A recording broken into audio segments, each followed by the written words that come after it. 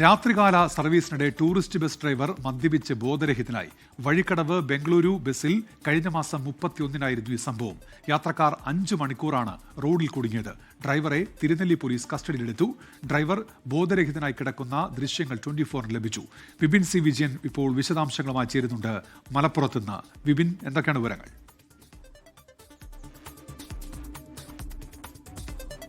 ഉന്മേഷ്, മദ്യപിച്ച് ലക്ക് കെട്ടാണ് ഈ ബസ് ഓടിച്ചിരുന്നത് എന്നുള്ളതാണ് ഏറ്റവും ഗൗരവമുള്ള കാര്യം.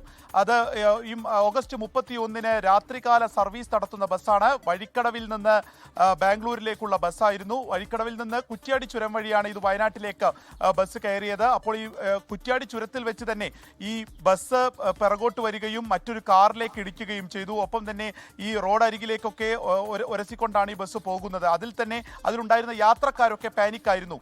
തിരുനെല്ലിയിൽ എത്തിയപ്പോഴാണ് ഇയാൾ ബസ്സിൽ ഛർദ്ദിക്കുകയും അതിനുശേഷം ബോധരഹിതനാവുകയും ചെയ്തത്. ഉടൻ തന്നെ ആ ബസ്സിലുള്ളവർ പോലീസിന് വിവരം അറിയിക്കുകയും തിരുനെല്ലി പോലീസ് വന്ന് ഈ ഡ്രൈവറെ കസ്റ്റഡിയിലെടുക്കുകയും ചെയ്തു. ഇവർ കർണാടക സ്വദേശിയാണ്. ഡ്രൈവറും ഒപ്പം ഒരു ഹെൽപ്പറും ഉണ്ടായിരുന്നു. ഇയാളും മദ്യപിച്ചിരുന്നു. അങ്ങനെ രണ്ടുപേരും മദ്യപിച്ചിട്ടായിരുന്നു. ഇവരെ തിരുനെല്ലി പോലീസ് സ്റ്റേഷനിലേക്ക് കൊണ്ടുപോയി. അതിനുശേഷം ഇത് സാം സർവീസ് എന്നുള്ള ബസ്സായിരുന്നു. അവരെ വിവരം അറിയിച്ചു. അപ്പോൾ അവരുടെ ഭാഗം ഇത് ഇങ്ങനെ താൽക്കാലിക ഡ്രൈവറാണ് വന്നത്. ഒപ്പം തന്നെ ഇയാൾ മദ്യപിച്ചിട്ടാണെന്നുള്ളത് അറിഞ്ഞിരുന്നില്ല. പോലീസ് വിളിക്കുമ്പോൾ മാത്രമാണ് അത്തരത്തിലുള്ള ഒരു വിവരം ലഭിച്ചത് എന്നുള്ളതുമാണ് ഈ ട്രാവൽ ഏജൻസിയുടെ ഇതുമായി ബന്ധപ്പെട്ടിട്ടുള്ള വിശദീകരണം. അങ്ങനെ ബാംഗ്ലൂരിലേക്ക് വിവരം അറിയിച്ച് ബാംഗ്ലൂരിൽ നിന്ന് മറ്റൊരു ഡ്രൈവർ വന്നതിന് ശേഷമാണ് തിരുനെല്ലിയിൽ നിന്ന് യാത്ര ഈ സ്ത്രീകൾ ഉൾപ്പെടെയുള്ളതായതുകൊണ്ട് തന്നെ ബസ്സിന് പോകാനുള്ള അനുമതി പോലീസ് നൽകുകയായിരുന്നു. അങ്ങനെ വീണ്ടും ബസ്സിന് യാത്ര പുനരാരംഭിച്ചത് ബാംഗ്ലൂരിൽ നിന്ന് ഡ്രൈവർ വന്നതിന് ശേഷമാണ്. മറ്റു തുടർ നടപടികൾ പോലീസ് ഈ വിഷയത്തിലെടുത്തു.